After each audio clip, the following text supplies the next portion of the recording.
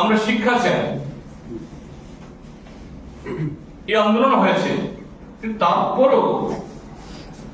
ত্রিপুরা রাজ্যের এই দীর্ঘকালের যারা এই শাসক বর্গ, তারা বিন্দু মাত্র তাদের মাতৃভাষা কব্বরকের প্রসারে, কব্বরক সংস্কৃতির বিকাশে ন্যূনতম ভূমিকা নেই।